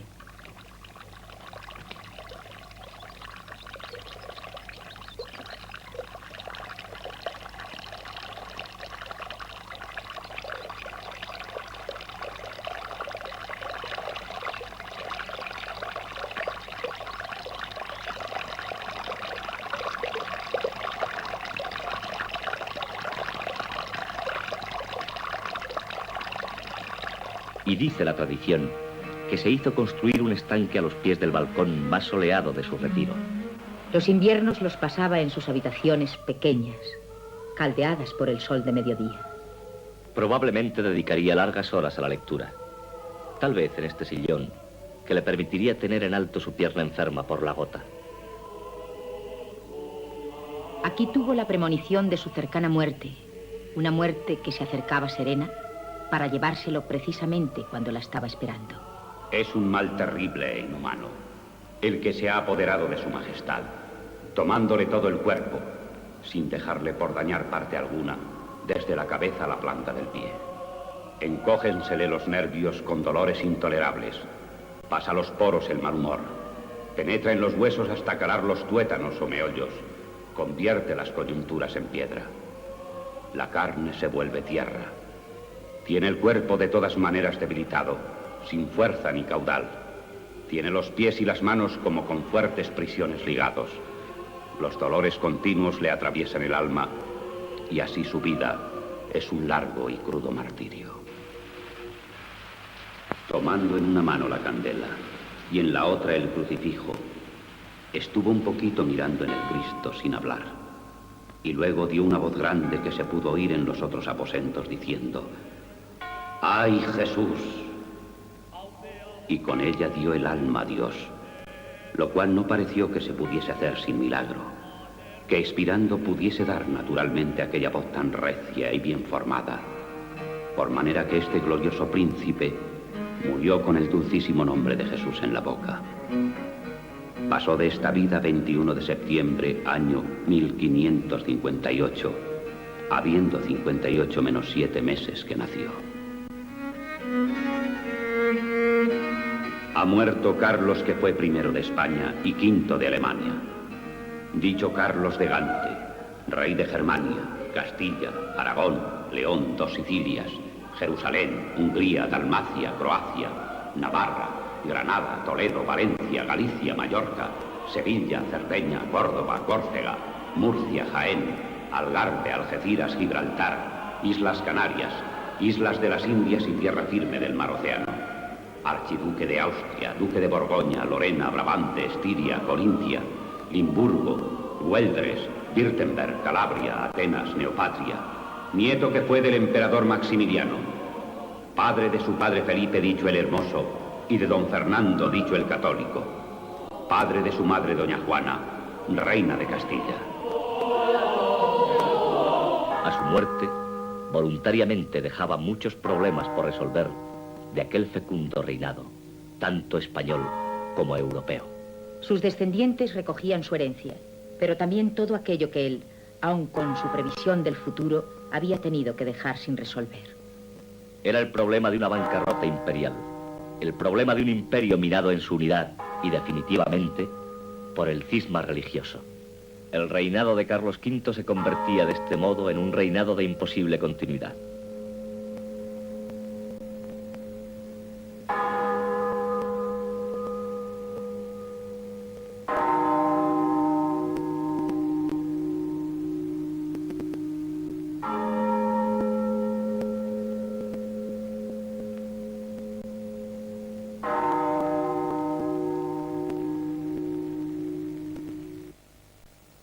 El peligro más fuerte que en 1524 vio la Inquisición española en la obra de Erasmo fue su idea básica de la unión personal con Dios, lograda a través del recogimiento. Tal vez porque ello menoscababa el papel de la Iglesia. Tampoco debió agradarle mucho la insistencia de Erasmo en que los laicos conocieran las Escrituras y su necesidad de traducirlas a lenguas vulgares para que esto fuera posible. Erasmistas fueron Luis Vives, Juan de Valdés y a lo mejor también Cisneros, quien le había invitado a ocupar una cátedra en la Universidad de Alcalá, fundada por el propio cardenal. Arias Montano, el estudioso de la Biblia, y el propio Fray Luis de León, es probable que deban algo de su obra a la influencia de Erasmo en nuestro país. Agustino, erudito, estudioso del griego y amigo de Santo Tomás Moro, fue Erasmo un hombre extraordinario. Nunca rompió con la Iglesia católica, a pesar de que se le considera uno de los promotores de la Reforma. Sin embargo, fue uno de los más acerbos críticos de la estrechez mental del clero católico. Arremetió también, aunque no tan resueltamente, contra Lutero. Aborreció el fanatismo y fue uno de los mayores humanistas del siglo XVI europeo.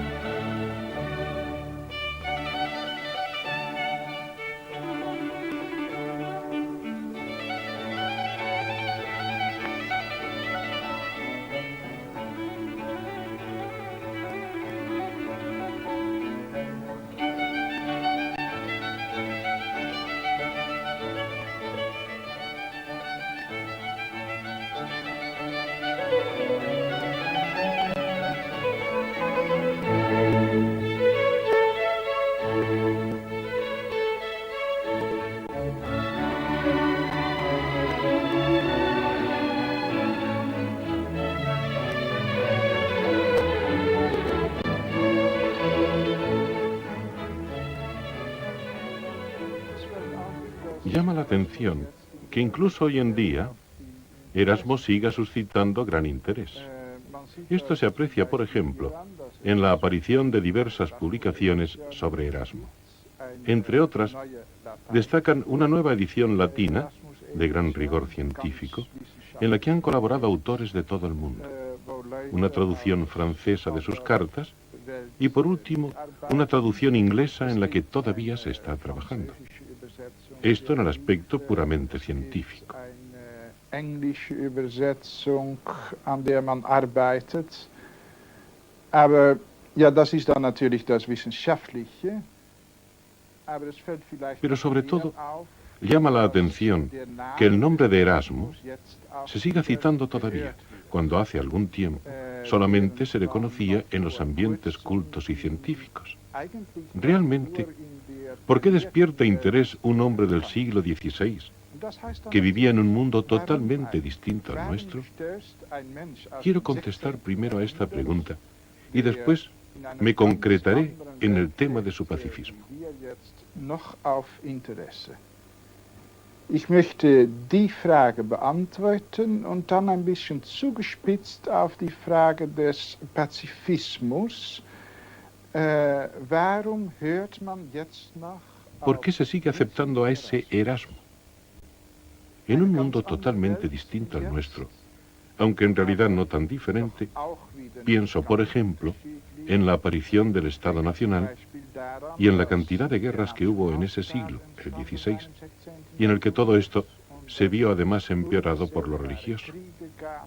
Hoy, por ejemplo, en nuestro país, Holanda, el 30% de la población es protestante, el 30% católico y el 40% no pertenece a ninguna iglesia, lo que significa que el siglo XVI cambió en algo la situación mundial. Y esto, en realidad, ¿qué significa respecto al pacifismo de Erasmo? Das 16. Jahrhundert etwas in der Weltlage geändert hat. Was heißt das nun für den Pazifismus des Erasmus? Ich möchte sagen, besonders 4 Dinge. Ante todo, quiero señalar 4 cosas. En primer lugar, Erasmo subrayó que eran los condes y los consejeros de los condes los que querían la guerra, no el pueblo en sí. El pueblo no quiere la guerra, el pueblo reclama la paz. En segundo lugar, para Erasmo era algo realmente incomprensible que se produjeran todavía guerras cuando todo el mundo sabe lo que una guerra destruye y lo poco que produce. En tercer lugar, Erasmo no quiso negar las diferencias entre los hombres, más bien quiso acentuarlas un poco, pero al mismo tiempo, y es ahora cuando viene el punto cuarto y quizás el más importante, subrayó que entre todos los hombres existe algo en común. Erasmo acentuó unas veces la importancia de lo cristiano y otras veces lo simplemente humano. En el fondo, pensaba, todos los hombres están unidos por algo. Esto es la base de su pacifismo. Das Allgemeinmenschliche, alle Menschen sind miteinander verbunden. Das ist im Wesentlichen sein Pazifismus.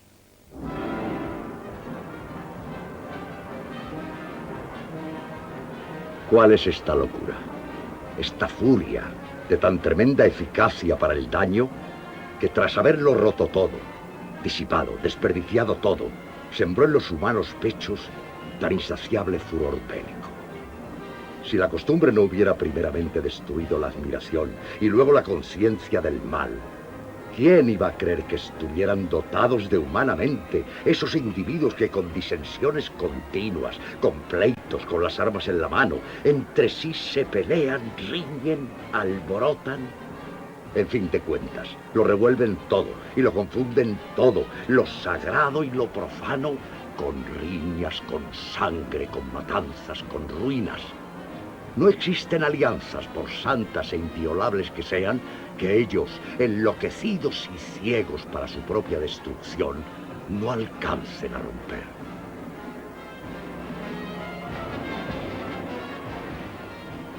¿Qué tienes que ver con la cruz, mercenario desalmado?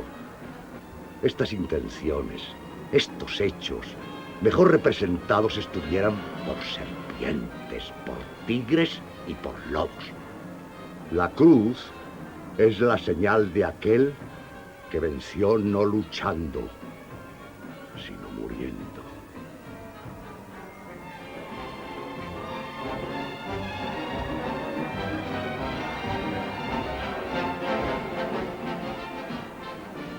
Si la guerra fuera inevitable, condúzcase de tal modo que la inmensa suma de males que trae consigo recaiga sobre la cabeza de quienes la hicieron estallar. Actualmente los príncipes guerrean libres de todo riesgo. Con ello se multiplican los generales, que también se mantienen a buen recaudo. La más pesada cuenta de los males cae sobre los labradores y el pueblo bajo, a quienes ni la guerra les interesa, ni ofrecieron ninguna causa para el estallido de la misma.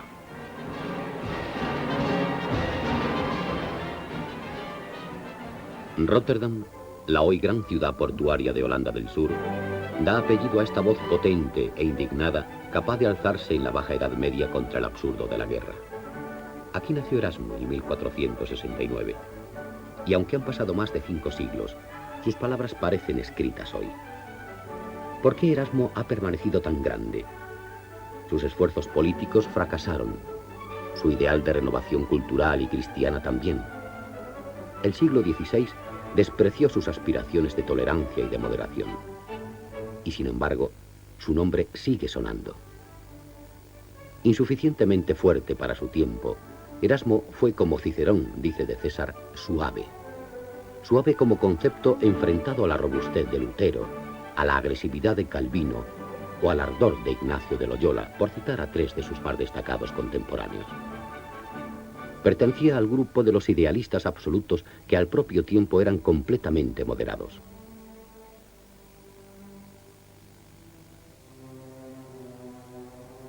Su época, desde el comienzo hasta el final, está erizada de guerras. El emperador Carlos V, campeón de la causa católico-romana contra Lutero y los príncipes alemanes. Las continuas revueltas campesinas que asolan Europa.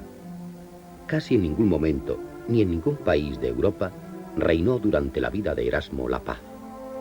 La guerra de las 2 Rosas en Inglaterra, la batalla de Pavía y el saqueo de Roma en Italia, la guerra contra los turcos en la que se ve implicado todo Occidente, y la voz de Erasmo alzándose sobre las espadas.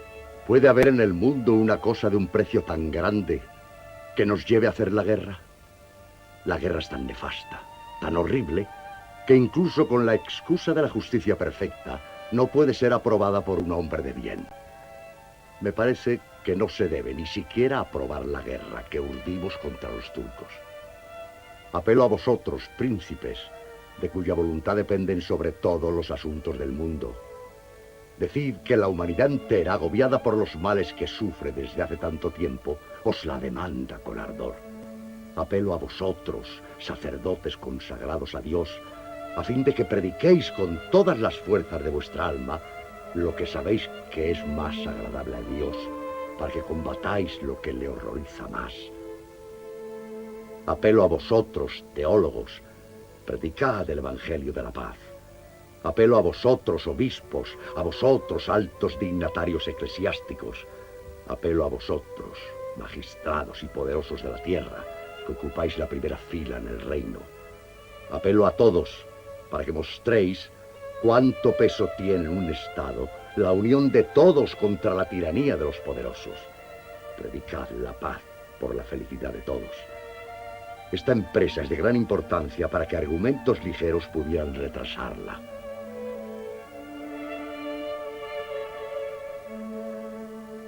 Nunca me ha gustado agitar las turbias aguas de mi origen, pero he de confesar que no soy fruto de un triste deber conyugal, sino, lo que es mucho más deleitoso, de un amor furtivo. Sin embargo, durante muchos años, sufrí al saberme hijo natural de un eclesiástico. Mi padre, Geradio de Prael, murió no mucho más allá de sus 40 años. Mi madre también. Me hubieran dejado un mediano pasar si mis tutores hubiesen sabido administrarlo, pero no fue así, e intentaron recluirme en un monasterio.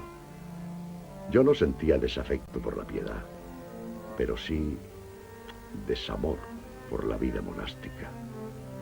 Yo no era sino un niño enfermo y solitario, ignorante de las cosas del mundo, que iba de escuela en escuela. Cada día estaba más acosado.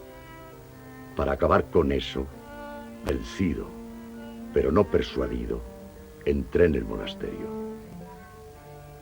En los días de mi infancia, el arte de la tipografía aún no se había hallado, o era de poquísimos conocido.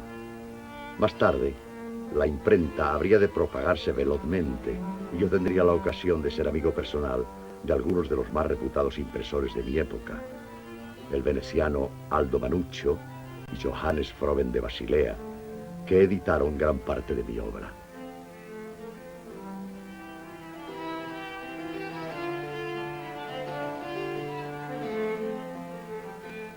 Por cierto que en casa de Froben conocí también al pintor Hans Holbein, y que más tarde habría de ilustrar las páginas de mi discutida obra Elogio de la locura. Privado de afectos familiares, necesitado de toda confianza, de confidencias, pronto descubrí la importancia de la amistad. Sin un amigo, la vida ya no es una vida, sino una muerte, o si hay que llamarla vida, es una vida miserable, hecha para una bestia salvaje más que para un hombre.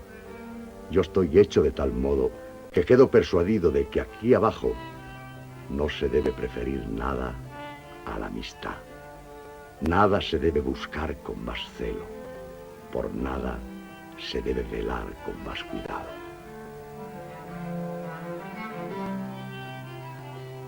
Dicho esto, no puedo evitar el recuerdo de Tomás Moro, el mejor amigo que jamás haya tenido.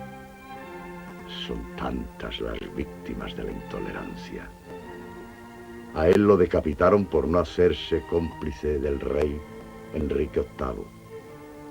Después de esta muerte, me parece que yo mismo estoy muerto. Pobre de mí, que conozco demasiado bien la libertad. Pobre de ti, que no la conoces suficientemente. Desde hace mucho tiempo, el mundo me da náuseas. Condeno mis ambiciones pasadas. No deseo sino una cosa: tiempo libre suficiente a fin de vivir todo entero para Dios solo. Entre sus 25 y 30 años, Erasmo recorre Europa a caballo, sin descanso, asentando entre Francia, Inglaterra, Italia y los Países Bajos el imponente despliegue de su personalidad. En Inglaterra he encontrado el clima más agradable y saludable. Qué humanidad y qué erudición, de ninguna manera trivial y común, sino escogida, exacta, antigua, tanto en latín como en griego. Ya no deseo ni siquiera ir a Italia, si no es por las alegrías del viaje. Si conocierais los recursos de Inglaterra, pondríais alas a vuestros pies para acudir aquí, pues para no tocar más que un punto, entre tantos otros, aquí hay ninfas de una belleza divina, encantadoras y graciosas. Existe también una costumbre que no se podría alabar bastante. A cualquier parte que llegues, se te acoge con los besos de todos. Si te vas, te despiden con besos. Regresas, nuevos besos. Van a tu encuentro, intercambio de besos. Se separan de ti, repartición de besos. En fin, de cualquier modo que te traslades, todo está lleno de besos. La pobreza que sufro ha hecho retrasar varias veces mi proyectado viaje a Italia. Esa Italia donde las mismas murallas son profesores más sabios que los profesores de cualquier país. Aquí en París me encuentro abandonada mi suerte, ya que el obispo no me envía el estipendio prometido.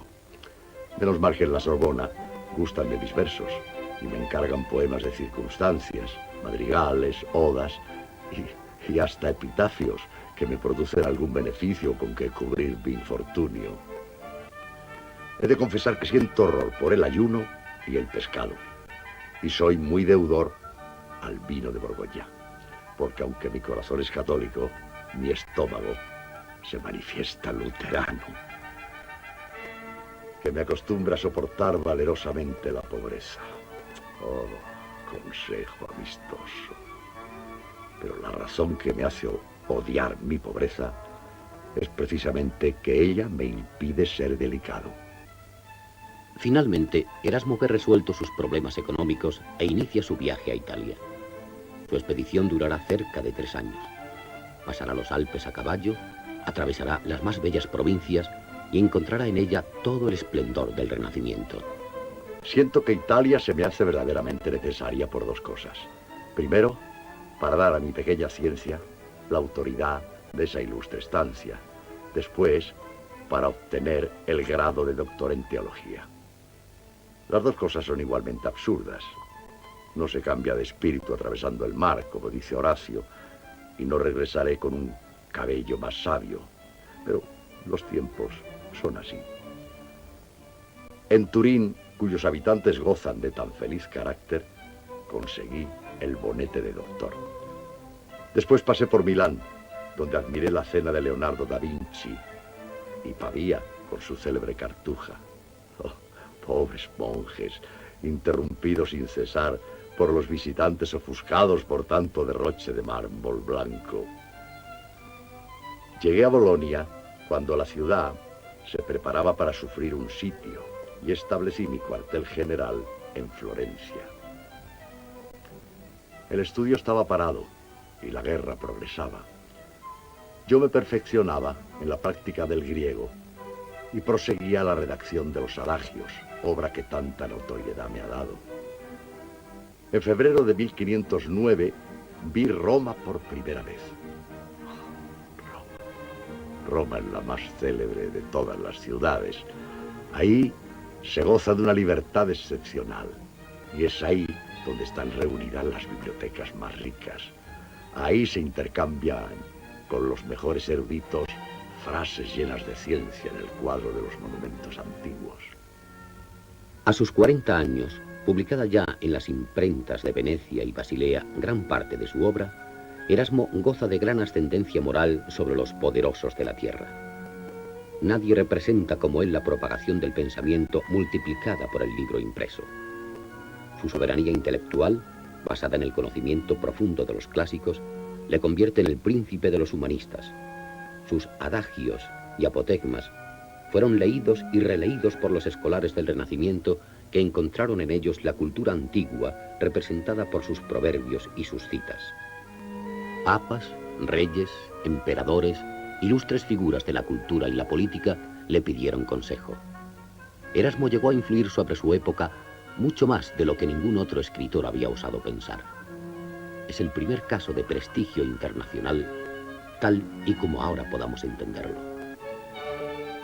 Me alojaba yo en casa de mi apreciado Tomás Moro en Inglaterra a mi regreso de Italia, y el dolor de riñones me tuvo encerrado en casa durante bastantes días. Durante este ocio comencé, por diversión, a componer el elogio de la locura, no pensando desde luego en editarlo, sino por aligerar la molestia de la enfermedad con esta especie de distracción. Consumí en este quehacer 7 días. De que la obra estuvo lejos de provocar reacciones de disgusto, podría ser buena muestra el hecho de que en el plazo de unos pocos meses fue impresa más de 7 veces y en diversos lugares. Yo mismo me preguntaba asombrado, ¿qué les gustaba a las gentes de este libro?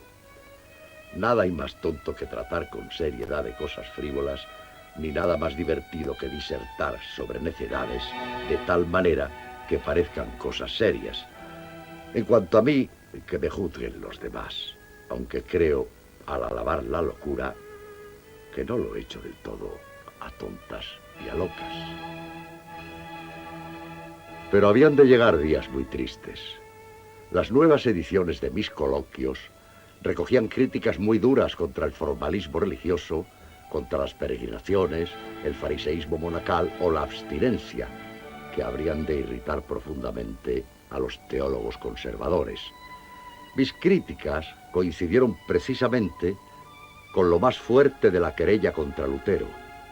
Mis adversarios católicos no me perdonaron jamás esta audacia y juzgaron mis escritos como subversivos.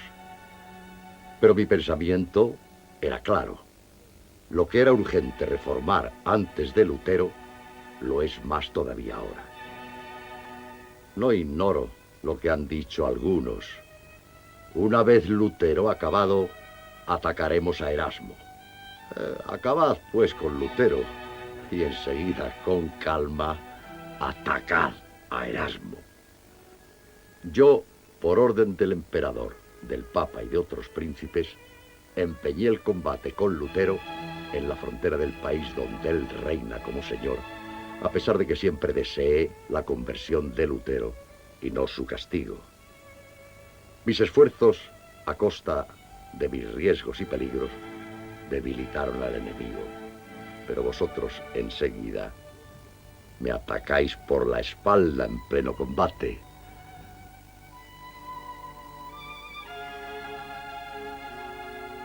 Soporto a esta iglesia hasta que la vea mejor, y la iglesia debe soportarme a mí mismo hasta que yo me haga mejor. También en España los días buenos del erasmismo estaban contados. El ardiente foco erasmista que representaba la Universidad Complutense de Cisneros se debilita. La Inquisición confunde a los partidarios de Lutero con la tolerancia de los discípulos de Erasmo, y sus obras son ferozmente censuradas. Hasta ahora he estado siempre sumergido en trabajos que me han agotado y envejecido. Viejo como me he hecho, he llevado a cabo la tarea de 4 jóvenes robustos. He publicado a Jerónimo, Cipriano, Agustín. Ahora entrego a Crisóstomo, del cual he traducido varios extractos. He hecho lo mismo con Atanasio. He aclarado cantidad de pasajes del Nuevo Testamento recurriendo a los autores griegos.